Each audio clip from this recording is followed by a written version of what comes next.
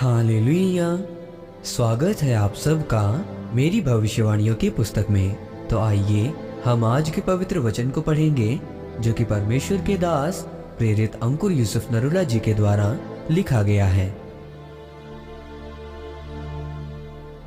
परमेश्वर के कामों को अच्छी तरह से कैसे करना है। जैसा कि दूसरा शमूएल अध्याय 7 उसकी 1 आयत में लिखा है, जब राजा अपने भवन में रहता था और यहोवा ने उसको उसके चारों ओर के सब शत्रुओं से विश्राम दिया था। मेरे प्रियो, बाइबल बताती है कि परमेश्वर ने दाऊद को चारों ओर के शत्रुओं से विश्राम दिया। उसको हर बार विश्राम से पहले एक लड़ाई लड़नी पड़ती थी। आपको एक बात हमेशा याद रखनी है, जब तक एक विश्वासी विश्राम में नहीं जाता वो उतना ही परमेश्वर का काम नहीं कर सकता जितना परमेश्वर में विश्राम वाला व्यक्ति कर सकता है। बाइबल कहती है कि दाऊद ने कहा, अब मैं विश्राम में हूँ, अब मैं परमेश्वर का भवन बनाऊंगा। जब तक वो विश्राम में नहीं था तब तक उसको यहोवा का भवन बनाने का याद नहीं आया, क्योंकि वो अपनी लड़ाई में व्यस्त था कि परमेश्वर मुझे क्या क्या देना चाहता है और परमेश्वर मुझे ये देश देना चाहता है। लेकिन बाइबल कहती है जब वो विश्राम में था, जब परमेश्वर ने चारों ओर के शत्रुओं से विश्राम दिया, तब उसने कहा कि अब मैं यहोवा के लिए एक भवन बनाऊंगा। अब इसका मतलब ये है कि कौन यहोवा का काम कर सकता है जिसको परमेश्वर ने सारी लड़ाइयों से विश्राम दिया हो। इसका मतलब विश्राम उसी को मिल सकता है जिसने लड़ाइयाँ लड़ी हो और अपनी लड़ाइयों को जीता हो। हर एक व्यक्ति की कमजोरी और लड़ाई अलग अलग है। किसी की लड़ाई व्यभिचार से, किसी की चोरी से, किसी की डर से है।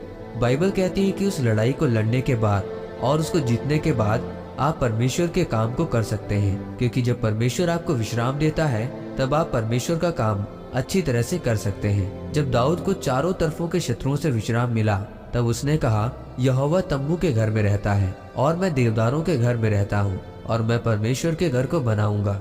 जब परमेश्वर के सामने ये बात चली तो परमेश्वर ने कहा, मेरे भवन को तू नहीं तेरा बेटा बनाएगा, क्योंकि तेरे हाथों पर बहुत सारी लड़ाइयाँ हैं, लेकिन मैं तेरी गद्दी को बनाए रखूंगा और मैं तेरे नाम को बड़े बड़े लोगों के नाम के समान महान करूंगा। मेरे प्रियो, मैं आपसे वायदा करता हूँ कि अगर आप लड़ाई लड़ते हो, वो लड़ाई अविश्वास से, वो लड़ाई शैतान से हो, आप जरूर जीतेंगे। बाइबल कहती है कि हमारी जो लड़ाई है वो मांस और लहू से नहीं है, हमारी लड़ाई शैतान से है।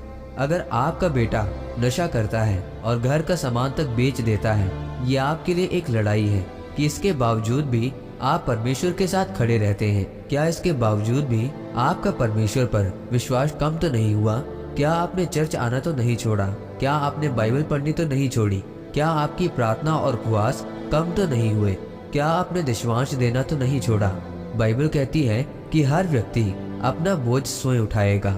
मुझे अपना बोझ स्वयं उठाना है। मैं वचन सुन के, पढ़ के अपने आप को तसल्ली दे सकता हूँ, पर जो लड़ाई है मुझे खुद लड़नी पड़ेगी। अपने विश्वास को खुद बनाकर रखना पड़ेगा, अपनी प्रार्थना को खुद बनाकर रखना पड़ेगा, अपने रोजों को बना के रखना पड़ेगा। ये काम मुझे खुद करना पड़ेगा। आमीन। आइए इस अंगीकार को आप मेरे साथ एक मन होकर करें। सर्वशक्तिमान परमेश्वर, इस वचन के लिए मैं आपका धन्यवाद करता हूँ और अंगीकार करता हूँ कि मैं अपनी लड़ाई खुद लड़ूंगा, प्रार्थना, उपवास और वचन के द्वारा, और विश्राम में जाकर आपके कामों को करूंगा। प्रभु यीशु मसीह के नाम में आमीन।